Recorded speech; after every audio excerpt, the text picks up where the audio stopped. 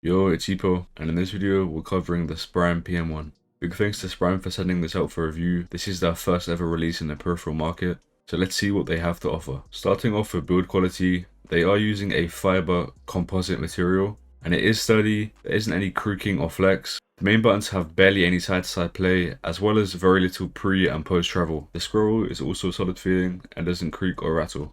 Now the shape of the PM1 is essentially a downsized G703 from Logitech. And I haven't tried the G703 personally, but as for the PM1, it is somewhat neutral for an ergo-shaped mouse. The hump doesn't slant aggressively, and neither do the sides. This allows you to choose any type of grip you can think of, which is a really good design choice from Sprime. As for the main clicks, they are pretty slanted, with the right click being a decent bit lower than the left. However, this is comfortable, and I don't really notice it with my claw grip. Definitely something that palm grip users would notice more. The scroll roll placement is good and gave me no issues in use. The PM1 weighs in at just 43 grams, which is a really good weight, especially considering that this isn't a small mouse by any stretch.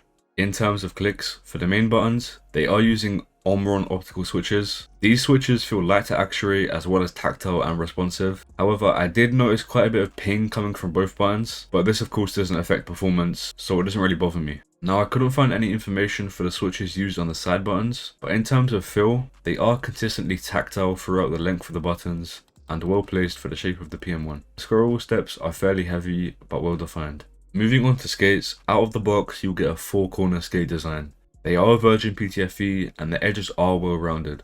But something to note is that these took a day or two to break in, and after that period passed, they felt great. They glide just fine and feel smooth overall.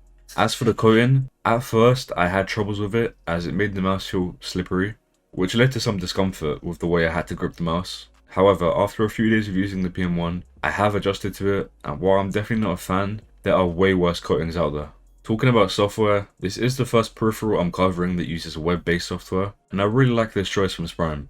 It makes customization easy to access and saves time and resources, as you don't have to go through all the effort of downloading and installing a driver. In terms of features, they allow you to rebind all of the buttons on the mouse, as well as tweak DPI, LOD, sensor mode, polling rate, and also add custom macros.